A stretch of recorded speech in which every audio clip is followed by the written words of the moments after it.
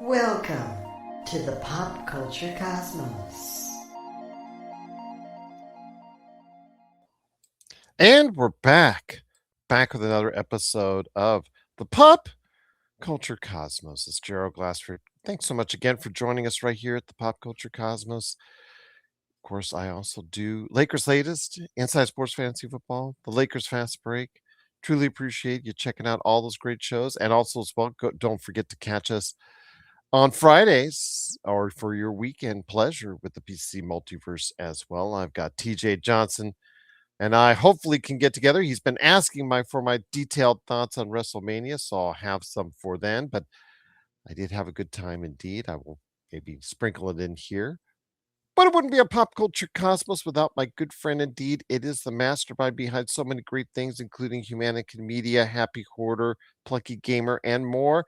The host of Topicocalypse. He does so many things. He's got so many things on his plate, and his plate is always full. It is Josh, the Great Peterson. What's up, man? Okay, ideally, how much do you think it costs to make a Lego set? Are we talking what I used to think that the case, or are we talking 2026? Because No, I mean, I don't feel like it got that different, Like it has to, I mean, I'm sure inflation, blah, blah, blah, but like outside of the money they pay for the properties, how much do you think it costs to produce a Lego set, a single Lego set? um, probably $40, $50, maybe. So Because what justifies the selling of a Lord of the Rings Lego set for $650? just the market's changed. It's Josh, you got to understand, man. It's just like the Pokemon craze. It's going to collectors. They are no longer selling this to kids. They're no longer selling this to families. They have they have Lego sets for families that sell at your local department store, but even those are getting a little higher. But the cost of entry now for just doing anything elaborate with an IP attached to it is just astronomical because they know their buyers, they know their collectors, they know their people, they're adults now that are focusing more in on Lego. It's one of those many things now that you and I cover that has not transitioned as well as other things in life because it is now staying alive and staying afloat and staying profitable because it's marketing itself out to adults because it's no longer the rite of passage for kids and generations that are like Gen Z and below, kids just starting out in the world. It's no longer a must thing for them to get. That's crazy. They've given up, man. I mean, it's the same concept. I guess we talk about with video games. Like kids kind of gave up on playing console games, right? So they just play all the free to play stuff. But it's still crazy, man. I mean, I feel like too, like Legos is a big one that gets scalped too. So I mean, I wonder if we're not already there. Are we about to enter into a phase where it's really just scalpers selling things to other scalpers? At this point, I think so. I mean, when Pokemon is talked more about by investors than actual collectors or people that not necessarily collectors, but kids. Kids Mm-hmm. still love Pokemon. Don't get me wrong. There's still a transition for them. They've still uh, been able to market Pokemon to younger audiences, but it has transitioned and beautifully more than any other IP that I know of because the fact it's valuable to collectors, but still kids of all ages are still interested in Pokemon. It's just those things from the past, like Legos and like you said, video games and like other things in life. Star Wars, and we talk about other things like that, just have not transitioned well to a younger audience. And I know that always talk about have IPs that younger audiences can grow up with and call their own, and I just don't know if there is right now, and they're just all borrowing off the same IPs and same thing collectibles that we've had for a while. We've had for decades. Yeah, yeah. Yeah, I don't know. It's sad, man. Because I mean, the Lego one like gets me in particular because when I was a kid, when you were a kid too, I'm sure like you could go into Walmart or whatever, buy the big Lego set, right? Like the Mhm. big base set or whatever for about 45 to $60, and now you have to have, you know, 3 jobs and and a trust fund to collect Legos. But let's look on the bright side, Josh, in all this, when it comes to Legos. At least you as a parent, at least myself as a parent, don't have, or at least parents out there most likely will not have to go through the thing that you and I had to. I know I had to, and that you're walking through the hallway at night trying to go ahead and get something, go to the fridge and get a late night snack or something, and you end up with that sharp pain on your foot because you stepped on a Lego. Yeah, new parents these days, young parents these days won't have to experience that. This is true. This is true. Hmm? So Yeah. I look on the mean, bright side. everything's got a bright side. I guess so. I guess so indeed. But great to have you here for the Pop Culture Cosmos. It is Josh the Great Peterson along with me, Gerald Glassford.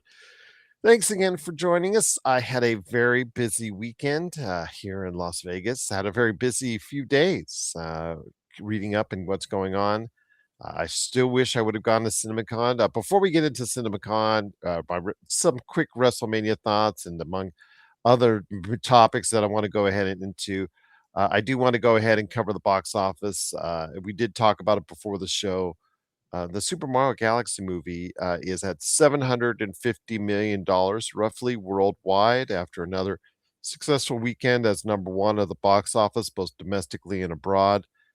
It just seems like it's going to be a movie where it's going to possibly reach $1 billion. I think it still has another $250 million ahead of it. Project Hail Mary is hitting $600 million, hopefully at some point in the near future as well. Its hold is also very good. I saw that one this past week. Yeah. Oh, you saw Project Hail Mary. What did Yeah, you think? it was good, man. I liked it. It was a popcorn flick for sure. I told you it's a lot of fun. Yeah. It's not. There's no like deep, heavy theological or political or whatever storylines you have to like apply your mind to. You can kind of just like sit there and watch it. It's good. Yeah, I really enjoyed it. Have nothing but great things to say about it. Project Hail Mary continues to amaze as far as its hold is concerned. So, yeah, that's a good sign. Super Mario Galaxy is still holding decently as well, and I think it'll probably get close. I don't know if it'll do a Minecraft where it just misses the $1 billion mark, but we'll wait and see. It's heading in that trend where it's right there. Third movie I want to go ahead and discuss was Lee Cronin's The Mummy. It on the surface does looks like, oh well, it didn't do that great with $34 million worldwide and only 13 here in the States. But it's a movie that only cost about $25 million roughly as far as production is concerned. So the bar That was was set low. That's yeah. actually really good in 2026 for a movie that you kind of pushed, and it will probably be out of theaters soon, but by then, worldwide, it should make at least its money back or very close to it, Josh. Yeah, so that's the thing. The like Lee Cronin, I think people like him because he's a budget filmmaker. Like he's a profit budget filmmaker. He'll stay in a low budget and end up turning a profit, even if it's like a minuscule profit. And his movies always end up being highly acclaimed. So like you can't really lose anything by having Lee Cronin make a movie. What surprises me about this is this weekend I got on here sorry, got on here and I was looking at the box office numbers. Read so many good reviews for this movie, but then I get on here this weekend and I see that it did not actually, it's not doing that hot. So I mean, it'll be interesting to see, like, in a couple weeks. Problem, I'm assuming a 3-week movie theater run, like where the numbers are sitting at. Yeah, I expect that as well before you go digital. But again, if it looks like it'll break even with the advertising on top of it with the production. So that can't be too bad of a thing. And because again, Lee Cronin, I guess he was asked to go ahead and put his name on there as far as for Lee Cronin's The Mummy, and it's like, okay, Oh, that's fine. I'll do it. All right. Just Yeah, it's because he. So, did you actually read the story behind that? So originally, it was the Mummy, right? It was the yeah. Mummy, and he was doing a new Mummy for a new age, and that was the Mummy. And then, Mhm. like 4 weeks after this movie was announced, it was a Brendan Fraser that one was announced. So Mhm. that then the studio was like, all right, well now we have to change it to Lee Cronin's The Mummy in order to not, be stepping on the potential of this next film. That's true. But that's the one I'm excited about is the Brendan Fraser one. Yeah, same. And Rachel Weisz coming back onto the screen once again. We'll see what happens. I wonder how they're going to sweep that third one with the Rachel Weisz. You know, Yeah, it's weird. They said that they were gonna retcon that third one, but I'm like, you don't need to necessarily like retcon the movie. You just can just don't talk about it again, you know? or you could say, well, you know, that time when you were and I were kind of like on the outs, you went into China and Yeah, did right, that right. stuff. There you go. Yeah, Simple. I just came up exactly. with it. So yeah, but again, Lee Cronin's The Mummy should break even, if not a small profit at the box office. If not, it'll turn a profit, looks like, by the time it gets to digital. So that's not a bad thing. So Lee Cronin can still still direct movies down the road. But again, another solid weekend for the box office. I know that later this week, I want to talk with TJ Johnson about one of our picks in the fantasies box office challenge that'll come up here this weekend in Michael. So there'll be a lot more discussion on that on the Friday show. But if you have thoughts on the weekend box office, let us know. Popculturecosmos at yahoo.com. But CinemaCon was last week, my friend, here in Las Vegas. I am still not happy. I cannot go to it because I keep asking and they keep denying me, and it Yeah. still ticks me off to this very day. But the presentations were there by all the major and smaller studios, my friend. Did you catch any of the news coming I from I CinemaCon? caught the news. I miss the days when the trailers were day and date for these things. Now all I get to do is like read about them. And then you don't even get like the proper version of it when it comes out finally on the internet. I know that they didn't do because sometimes they've actually shown full movies. I think the Top Gun Mm. movie was shown there first in full detail, the full thing. Was shown there first. I think at that year's CinemaCon, they'll give you surprises like that.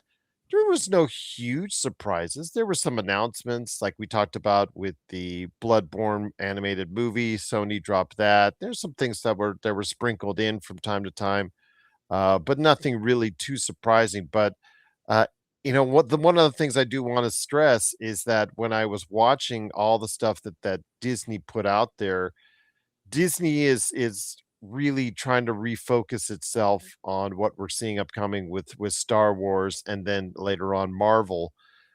I thought it was funny though. Marvel's trying to pitch since they don't have that first weekend right now, the IMAX theaters. Yeah. Uh, a- a- they should just have a conversation with Warner Brothers and say, Warner Brothers, what will it take to move you up a week? Money. Money, a lot of money. What will it take? Just yeah, and just Warner Brothers just sitting back and say, you know what, we're just going to collect our 400 to 500 million on Dune, and we're good. And there you go. But I with wonder if that's why they booked it so far ahead of time, is because they knew what they were going up against. I have a feeling somebody at Warner Brothers knew what was going on in the inside of Disney. They talk. One thing, Yeah. when my short time in the movie industry, they talk. Free people Sure. have friends everywhere. Remember, Yeah. it's not what you know, it's who you know. So there you Mhm. go. Or in what you know comes from who you know. I'll leave it at that. But when it comes to what we're seeing with Marvel, they had a big presentation with Robert Downey Jr., Chris Evans. They talked a lot about the movie. They gave a nice, I think, a long clip of from the movie. Of course, those Hollywood, basically it's a showcase for the box office theater owners that are out there. That's what CinemaCon is all about. That's what they presented to. So that's why it's the big convention for theater owners. And in doing so, these studios go in many cases all out. And Disney did. Disney, I think, is the big winner in all this because of what they talked about with their upcoming slate of films. I want to ask your thoughts on this though. When you see and hear what went on at CinemaCon when it comes to Marvel, does it make you more excited for the whatever? I don't know what kind of vision they're putting it out in their own the premium thing. It's a new device that they're doing to combat the fact they're not going to be in the IMAX theaters.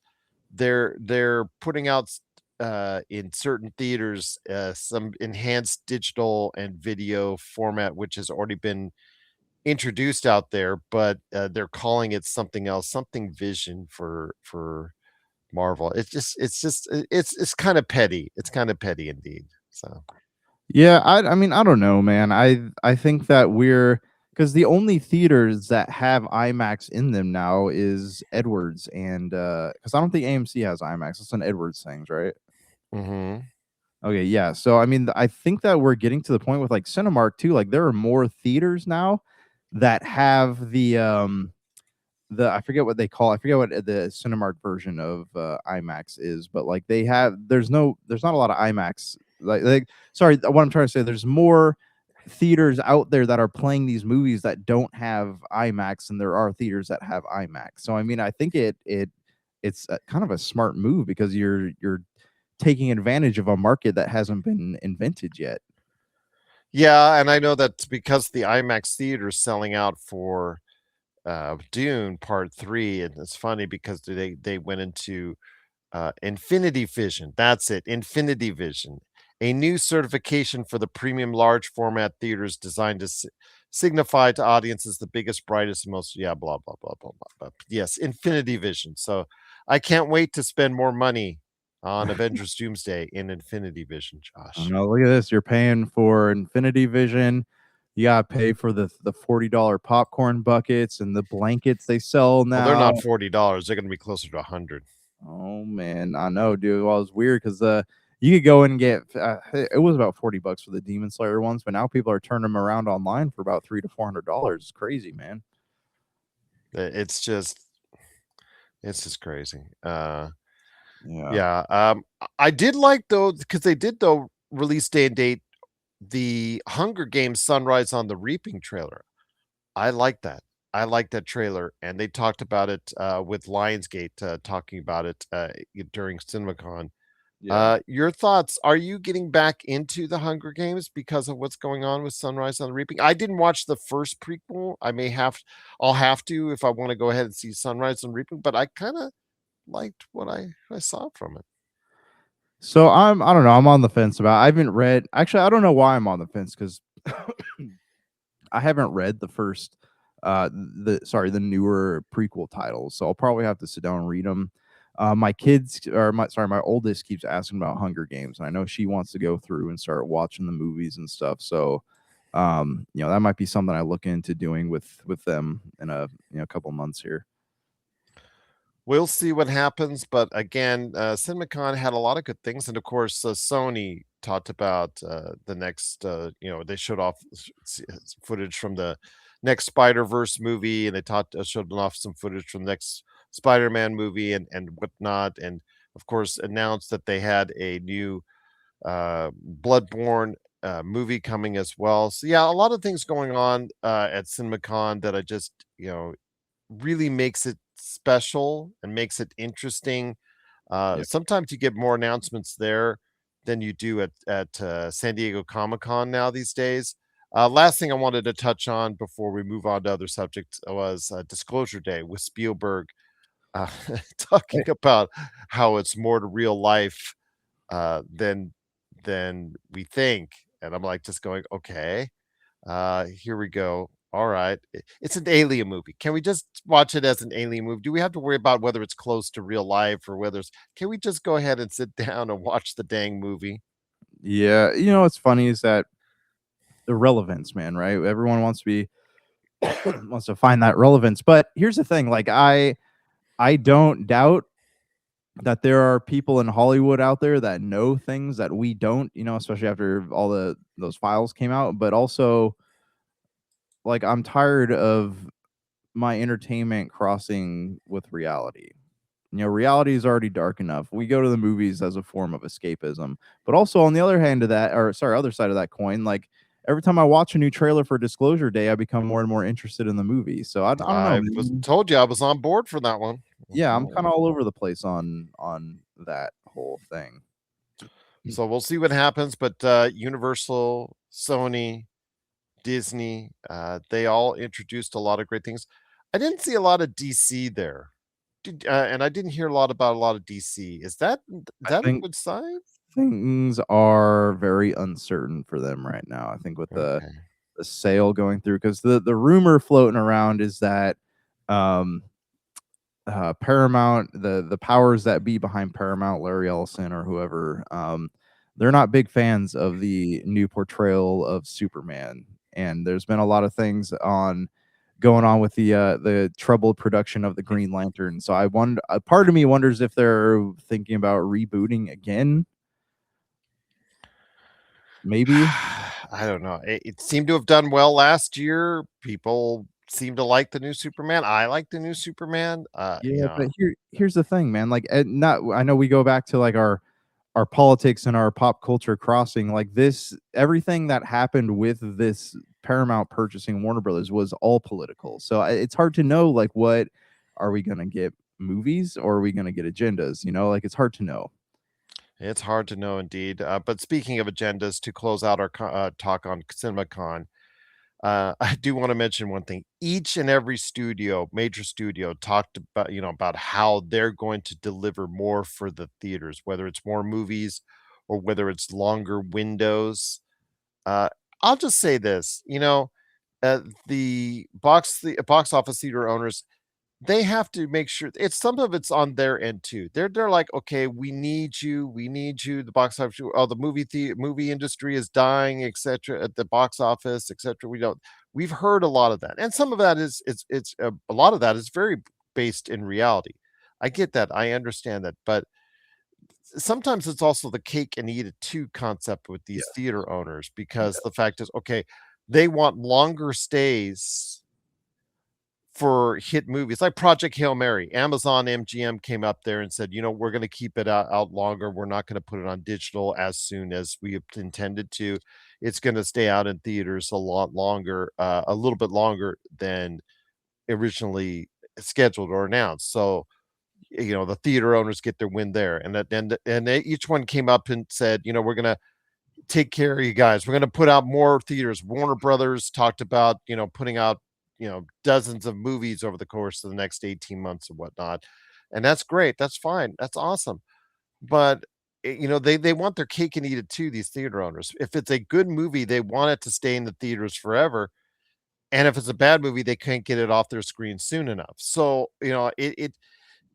it's fine. I don't mind it staying out in the theaters longer. That's fine. But the ugly stepchild of streaming, it's a necessity now for some of these companies, and it's just a reality for some of these companies that it becomes a part of their ecosystem. So I don't know. It just, again, these zero owners, they always cry foul and they're always crying, poor me, poor me, poor me. I get that. I understand that, but also make it affordable for families. When you're not going to a premium showing, when you're not going to a first weekend showing of a movie, there are ways you can make this affordable, still an experience for movie theaters. I go to a movie, I watched Hail Mary for $5, and I'm still very thankful in the age of 2026. I am still able to see a movie for $5 on the big screen. So I want that to still stay in place, because if it's not a premiere and if it's not a big weekend or if it's not in a premium format,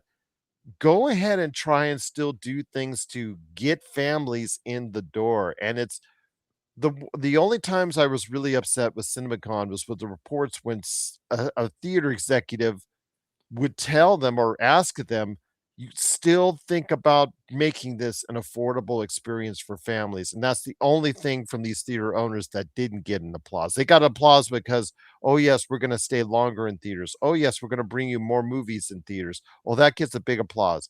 Oh, can you make things more affordable?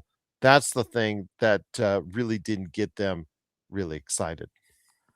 Well, okay, so let's Let's look at this for a minute. Okay, so we're back before COVID, right? You could go to the movies on a Friday night, and the cost of it would be for one general admission, right? No senior ticket, no kid ticket, 17 to 1950, right? For one movie theater ticket. Like it was high, man. Like no one ever like I don't think ever like sits and reflects back on that.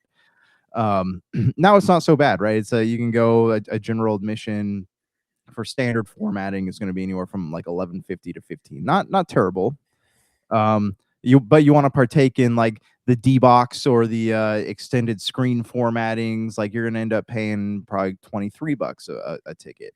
So it's not as bad as it was pre-COVID, but it's getting there. And as more people are moving back to the theaters, I think we're going to see an increase in the amount of money we're paying to go see to go see movies. Like there's no ceiling for that. They kept back before COVID, it just kept going up and up and up and up. And I remember that happening when I worked at AMC. Like I was like, why is someone paying $19.50 to go see an American Haunting? Like that makes zero sense to me at all. But yeah, I mean they don't like affordability. They want to make as much money as you can. That's why when they sit up here and they pander to people and they say like, hey, we want to put more movies in theaters, we want things to be there longer, it's because their freaking business model ate itself, right? Like the streaming service, all these people, they're dropping off the streaming services. Like I'm doing it right now. I'm going through and like I've already cut HBO Max. Like I'll re-up when Harry Potter or whatever comes out, but like I don't watch HBO Max. I'm not currently using Crunchyroll. I'm not currently using Netflix. So I'm finding myself in a place where I don't need to just keep subscribing to these things that are getting increasingly expensive. And I think a majority of Americans are too. And that's why they're like, oh, we're going to put things back in theaters. It's not to show good faith to the fans. It's to fill their bank accounts. It is, and it's very interesting how that it lays itself out. And I don't want to hear the theater industry go woe is me anymore, because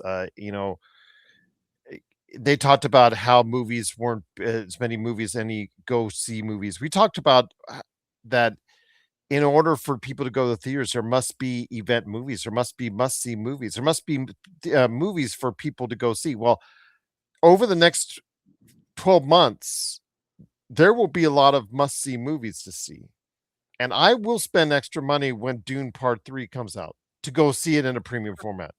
Yeah. But I'm at least going to the movies and I'm trying to spend my money there, just trying to find discounted rates on a lot of these films. But on the films that I'm going to go ahead and see and spend the extra money on, I will do so. So I don't want to hear anymore this crying and whining about woe is me in the movie theater industry, because the movies companies are now putting all their good big stuff and even some stuff that they shouldn't put out there onto the theaters first. Now they're very rarely putting out movies in a streaming format straight to streaming now. So the world of the theaters is now getting back close to where it was in 2019, Josh. The thing is, now that they're starting to eat good again, they have to make sure where their bread is buttered and take care of these families. Don't price families out of going to see the movie experience. Don't make that like we just talked about with Lego and Pokemon and many other things in our life and society that has been priced out. Make sure you make it and keep it affordable for families to go see, even if they don't want to see the digital high-end version or the enhanced audio or the IMAX version. Just make it affordable for families to go ahead and see the movies in the theater. Yeah. Yeah, because I mean, they sure as heck aren't going to be catering to the the kids in their 20s, right? Because it's what they'll go see movies, but you're not going to make as much money off of them maybe having money to go see the movies as you are families who are guaranteed to go see a movie probably on a Friday night if it's affordable and there's something good for their kids to watch. So what are your thoughts on CinemaCon out there? Josh had some great thoughts. Hopefully you guys got some great thoughts as well. Please let us know. Please let us know in the comments below on YouTube, or you can always reach out to us on social media or popculturecosmos@yahoo.com. Well, 1/2 hour down, 1/2 hour to go here on the Pop Culture Cosmos. It's Josh the Great Peterson along with me, Gerald Glassford. Thanks again for watching, listening. Truly appreciate you joining us. A busy weekend in Vegas. National Association of Broadcasters are in town. I haven't yet checked that out. I think I'm going to do it later today as we speak here on Monday. But Wrestlemania was in town this past weekend. And while I won't go over it in detail with Josh, I'll wait for that with TJ because TJ really wants to talk Wrestlemania. He was DMing me all weekend long. I did go to night one, which was the lesser of the two shows. Night two was substantially better from what I saw, but I had a great time. Experiencing it live. It's my third WrestleMania, but it was the best by far for me. Not because of the card or what went on, but I got to experience it with my daughter, Josh. And as you know, as a girl dad, you know it's an experience we're taking. My oldest wanted to see a certain wrestler, Liv Morgan, and that's why we specifically chose Saturday to go. And the prices were still high, even with the student discount that we discovered for it, which was better than any other discount. It still wasn't cheap to go there, but amidst all the $142 tomahawk steaks and the $30 hot dogs and all that stuff that was going on there, or the $20 tacos and things like that, there was a good show to be had. It was enjoyable on Saturday. I understand the card wasn't as good as Sunday, but Liv Morgan did win the women's world title on Saturday, and that lit up my daughter. Just made Oh, it good, enjoyable man. for me, man. That's Yeah. her favorite wrestler won. To me, that all that mattered. Sunday was a much better card. I get that, and I'll go into detail on it with TJ on Friday's show. But yeah, This was in Vegas, right? Sorry to interrupt you. This was in Vegas? yes, it was in Vegas. It's going to Saudi Arabia next year as far as for WrestleMania. But yes, it was in Vegas for 2 nights. And again, you guys can go on and on about the crowd. I know they announced the crowd total combined for as 105,000 combined. I'll let your mind do the wandering on that one. I was in the stadium for it was not 50,000 on the night that I was there. I'm just going to tell you that. I've been in that stadium several times for Raiders games and UNLV games and concerts. It's not it wasn't 50,000 people in that stadium on Saturday. I'll leave it at that. But again, it was an enjoyable day. And the universe, the WWE universe, the fan base, I'll give you this. The fan base was tremendous. The support they give, they're all going to support. They are buying the merchandise. They're all wearing wrestling shirts. All of them are wearing wrestling shirts. People that went there without a wrestling shirt felt bad about it. I'm in the restroom washing my hands and I see some guy and he's talking to his friend, and he's changing into a WrestleMania shirt because he felt so bad he didn't have a wrestling shirt on because everybody had a wrestling shirt on. So, uh, Yep.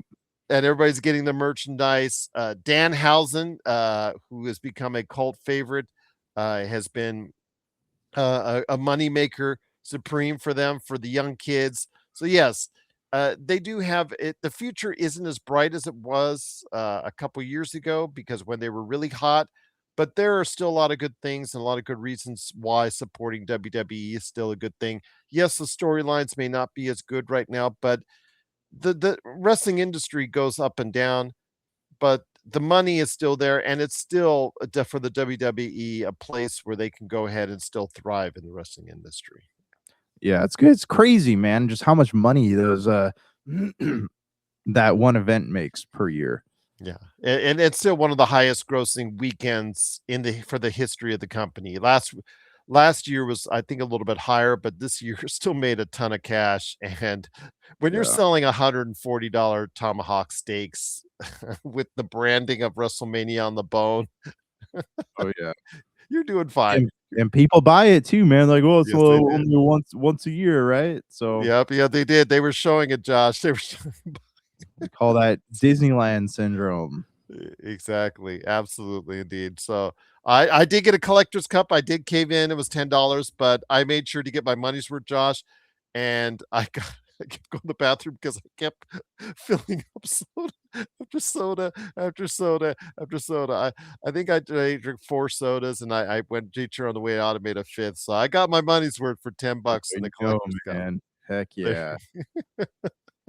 But if you have thoughts on WrestleMania, please let us know in the comments below. Yes, I know night 2 is better than night 1. I'm not going to argue with you on that, but you could be less critical when you're seeing it from the 400 section, and I'll leave it at that. But if you have thoughts on WrestleMania, please let us know, popculturecosmos@yahoo.com, or in the comments below indeed. But getting on to another part of the entertainment sphere, my friend, I wanted to go ahead and they've announced AC Black Flag, AC Black Flag Resynced. Assassin's Creed Black Flag Resynced. Your thoughts, my friend, on Assassin's Creed Black Flag Resynced, and if it can be something that looks like it will bring back the mystique of what is the most revered and beloved of the Assassin's Creed series. Okay, first of all, you might have to fill me in. Was there recent news on this? Because I remember a few weeks ago they talked about the game being real. Was there some Yes. sort of like new thing that I came think out? they gave it a release date. Release date for it is July 9th. Interesting. Okay. Well, yes. And it will not be an RPG. It's just gonna be. I mean, hopefully, it's just how the original one was, because like that No, was. they're not going to make it like the original. They're taking all the future stuff out, or the present day stuff out. That is, and it's going to be, and they've talked about how the RPG elements of the game will not be as present as this time around. No, no. Why? Like, I don't mind having the future stuff taken out, but like, why would you ruin gameplay that is like practically perfect? It will feature the remake of the beloved pirate game will feature new content and updates, although it is not an RPG. So there you go. I'm trying to remember how much of the original one was had RPG elements in it. I thought that I don't remember. I gotta look into this. It's been so long since I played it. Anyways, like I love the game. You know, hopefully they don't change it too much from what it originally was. Because from what I remember, Origins was the first one to incorporate RPG elements. So, um, hopefully this one's just exactly how it always was, minus the the stuff with where you're wandering around the Abstergo office. Well, again, it is Assassin's Creed Black Flag Resynced, so we want to hear your thoughts on that. But yeah, that's what the developers were clearly said in statements in social media over the past few days, is that it is not an RPG. You know, okay, so with these remakes like that, between this one and the God of War one, there's so much like ambiguity in like what these games are, because like I mean, I would prefer not to have the RPG elements in Black Flag, but also at the same time, like, hey, it could be kind of fun to have those RPG elements inside the inner workings of the game. But then, like, you look at God of War, right? And people want to know, well, like, why? Like, a lot of us don't want to go back to playing this old style God of War game. So, are you going to make it more in line with what is happening with 2018's God of War? And nobody's giving a clear answer on that. So, I mean, these remakes, until we see like legitimate gameplay of them, which could be, this one has a release date, but for the other one, God of War, who knows? But like, yeah, you don't know until you either play it or they release some kind of gameplay footage for it. You don't know what you're getting into. But I don't know about you, man, but I'm excited to go back into this world. Like, I love that game. I played it twice. I would mind getting back into it again. I know that the Assassin's Creed series has not endeared itself to me as much as it has to you. Although it's interesting because I have a Assassin's Creed, one of the fallouts from my time in working as a store manager for a couple video game stores. It just happened to by chance to pick up an original Assassin's Creed, uh, I guess, art book and limited edition, as far as official game guide, sealed together.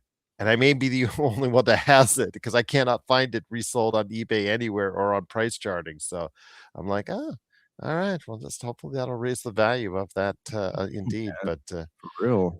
yeah, so I will say this again with Assassin's Creed Black Flag. I'm looking forward to playing it the resync version, but again, I know that's going to be making a lot of people angry that it's not going to have some of the elements that it had before, but maybe this will streamline it into a game that we really want to play, Josh. Yeah, yeah. I mean, honestly, from this point forward, the future of the Assassin's Creed franchise in general is just going to be interesting. Where do you go from here? What do you do with this? Like, there's been so many, like Origins, I'd say was a pretty good hit. Odyssey was a hit for me. Valhalla was just not, like, no. Shadows was not good.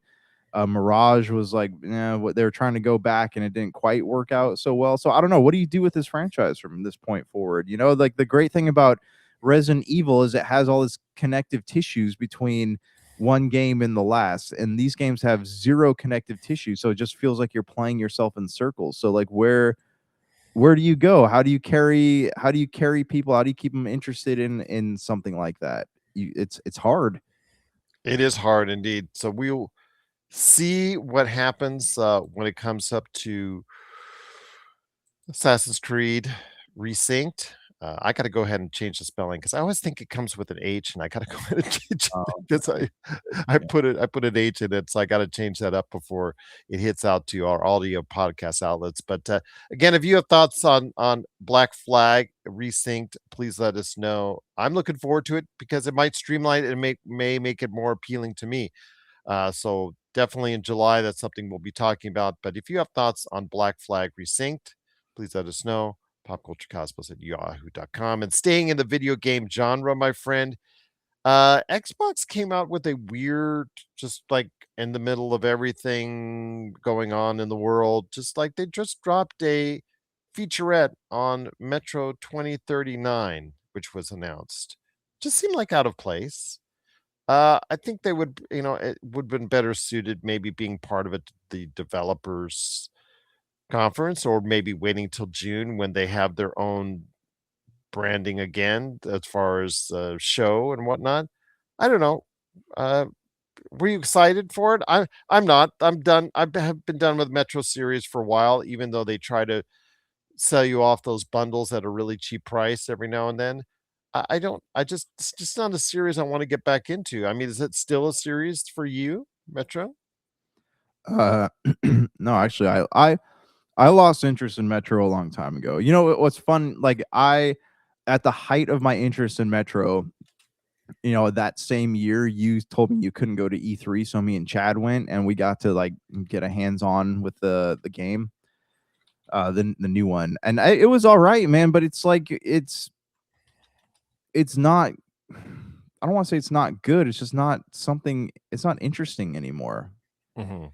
It's the same thing over and over again. Every game has been the same. So I think, like, to me, and I'm sure there are people who love it, and that's fine. But we've reached this weird point where, like, why? Like, why is? What am I trying to say? Like, why? Like, why do you think that this game is so big when, like, the numbers that it puts out really aren't that big? There's a following. There's a dedicated following for it. I mean, because everywhere I've heard since the announcement of this has been like, okay, well, who's this really going to? Why is this still being made? Why is this series still being made? There's other game series, there's other game studios that could have lived, and Blue Point for starters, that could have lived and done really good games that didn't live, or there's series that are now canceled that I think deserved more of a chance. But there's still Metro, still chugging along, my friend, Yeah. still catering to a base, I guess.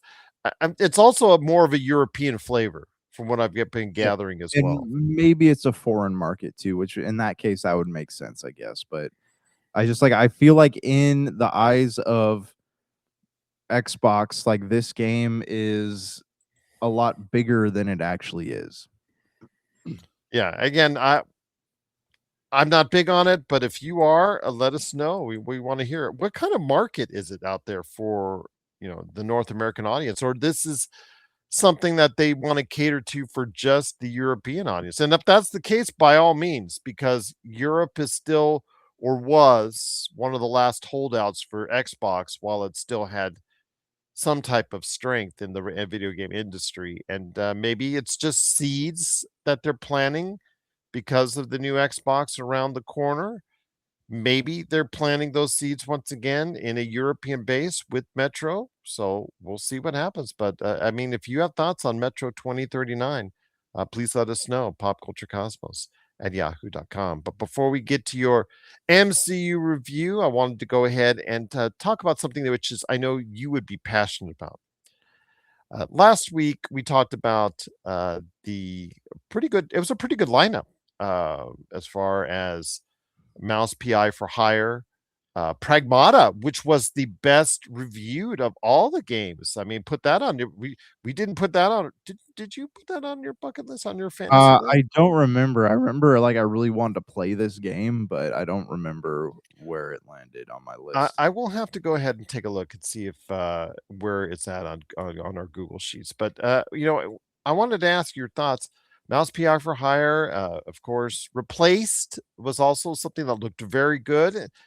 Ended up getting okay reviews, right around 78, 76, something like that. But it's the Mouse PI for Hire that I want to talk to you about because got an 80 overall on Metacritic. Pragmata 86, by the way. Just want to make sure people know that. That might be one of those sleeper hits or sleeper picks for years to come to look into. Just giving you a heads up on that one. But with Mouse PI for Hire, a great price point from this. This is $30, man. $30, you're getting a 10, 12, 13-hour game and detail on it, the passion for that period of time in the 30s cartoon architecture, the voice characters, all veteran voice actors as far as characters are concerned. This looks like it was a really well thought and well planned out game. It looks really like it's a game that a lot of us will want to play. It looks like it's something that doesn't overstay its welcome but has a lot of enough components on it to make it a really good game for $30. And IGN ripped it apart.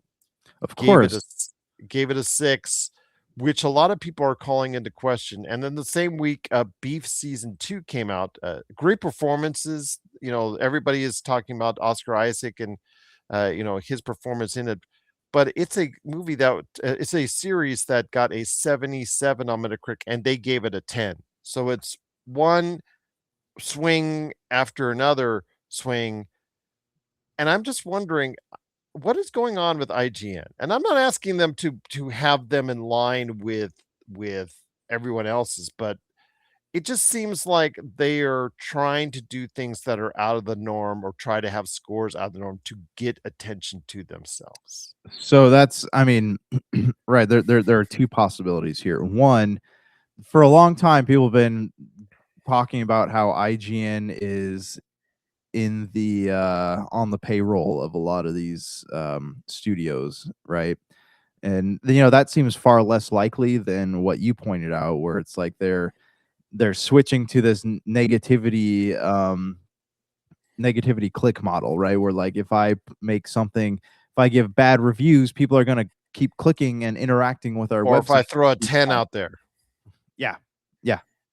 Yeah, and it cheats too, right? Because you're inflating sales by giving something a 10, and people are like, oh well, IGN always rates stuff horrible, so if they give this thing a 10, it must be good.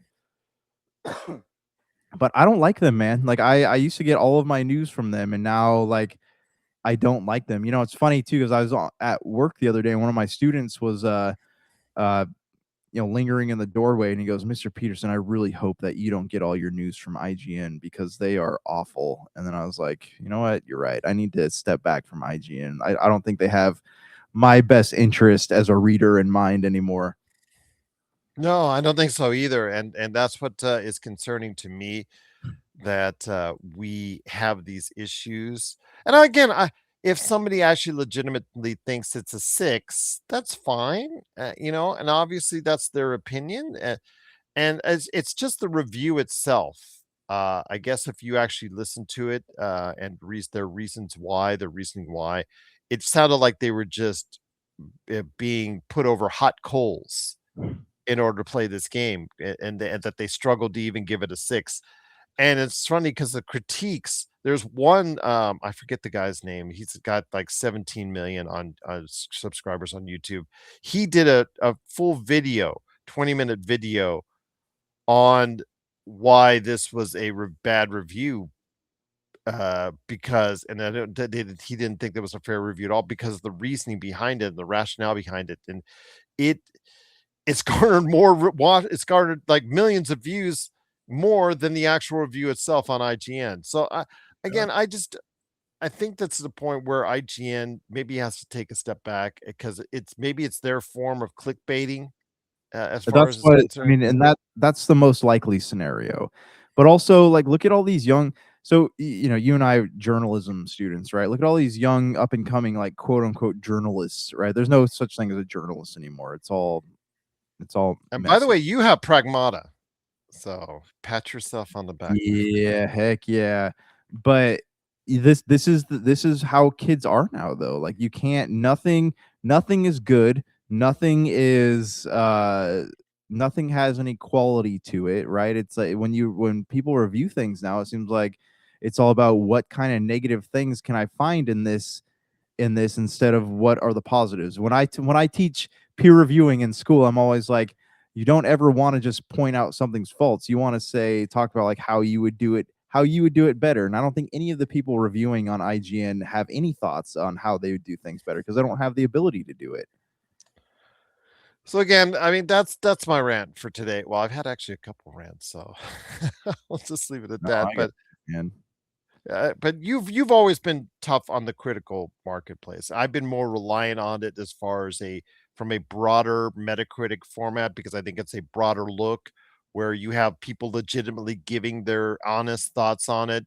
I think that's why I go to Metacritic because I believe that there's enough it weeds through enough because there's so many there, after 40, 50, 60 reviews, you got to consider the fact that most of the reviews are legit enough so that where you can go ahead and relate the score to people and audiences out there. So again, I just IGN is just maybe doing things that maybe just keeping your one eye open as far as it's concerned. So yeah, again, it's IGN as what they do as far as it's concerned, trying to stay relevant, trying to stay the leader, trying to stay the big wig out there in the video game journalism industry.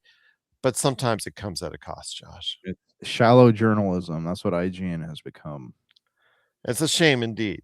But if you have thoughts on the IGN, I guess, experience and the reviews that they provide, please let us know. Popculturecosmos@yahoo.com. We'll always try to provide you, when we review things, the best and most honest reviews that we can and unbiased reviews that we can right here at Pop Culture Cosmos always. And hopefully you'll see our list of reviews on writing on popculturecosmos.wordpress.com. We've written dozens of reviews over the years on various things, so go ahead and check it out there indeed. But before we head on out, my friend, it's our latest installment of the MC review.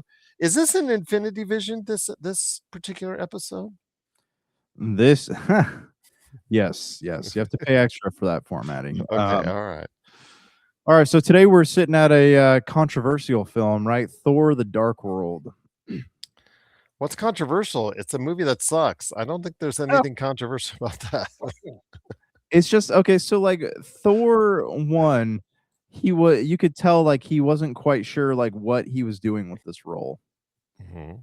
And then Thor 2 came out and like it's like they're like, "All right, hey, you were here. I want you to go all the way to the other side of the spectrum.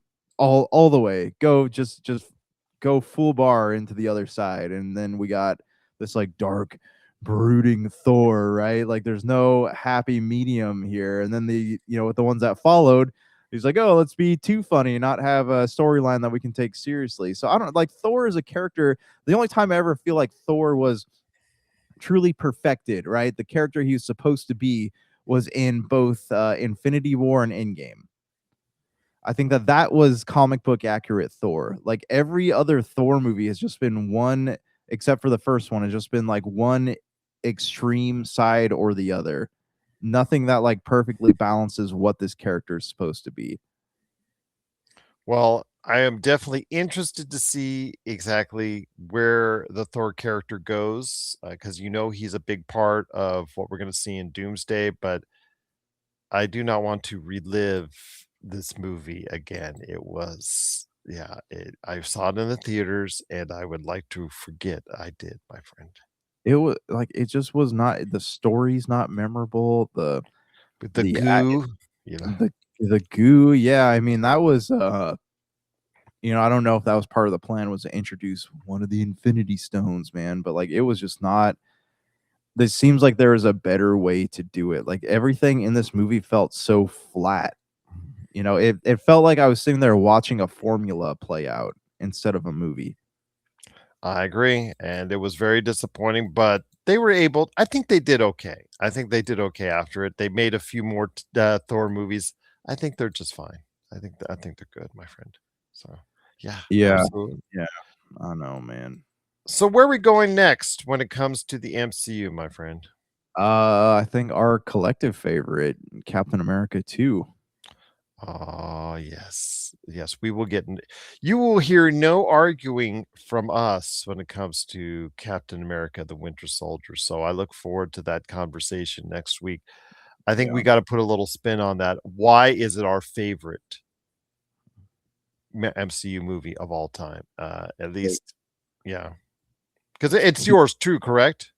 Yeah, it's Yeah. peak MCU, Yes, man. absolutely. So yes, in fact, I have it up my MCU list that you can check out on popculturecosmos.wordpress.com. So go ahead today. By the way, did you get my list? Did you grab for I your did, yeah, I'm working on it right now, so I appreciate it, man. anytime, man? That's no still worry. See, I've known this guy for 10 years plus, and we've worked on stuff together on the sites for years. And he said, "Can I use your art?" I'm like, he's doing the journalistic thing that we learned in journalism and all that, getting the permission on a we run a site together. We run a show together. We've been doing it for 10 years. Yes, of course you can, my friend. Right. All right. But before we head on out, my friend, I do want to go ahead and just yes, get everybody a heads up on what's coming. The Michael Jackson story, TJ Johnson and I will go on as far as this weekend. We'll talk more about WrestleMania. I know he's excited to go ahead and talk about that. But there's still stuff going on in the world of pop culture. Are you caught up with Daredevil as of yet, my friend? I have not, man. What's funny is like my wife the other night was like, we need to finish watching the Daredevil episodes, and then we started watching the paper instead. So I gotta get back into Daredevil. Fair enough indeed. But again, Daredevil, this past week's was a little slow. It was a little retrospective, maybe like a buffer episode. So Okay. this one you can skip. The previous episode I thought was pretty good. Had a little bit more action into it and more significance, I should say. So we'll wait and see as we get closer and closer to the ending of what we're seeing with Daredevil Born Again, but also as well the Punisher. The Punisher is going to have a special the week after the series ends. So that'll be interesting to see Did how that gets over with for the public. Did you see the images being posted of Jessica Jones and Luke Cage and Danny Rand all sitting in the back of the car together? Danny Rand's going to be happy to be there because there is no reason why he should still be there. And I'll leave it at that. So, Yeah, well, so let's he that was bad. He was he was bad. bad. First season of that show was horrible. By the time the second season ended, he was a little more tolerable. I'm not going to say great, but he's just a tiny bit more tolerable than he had been through that show's entire run, which sucks because how much I love Iron Fist, man. If you say so. If you say so.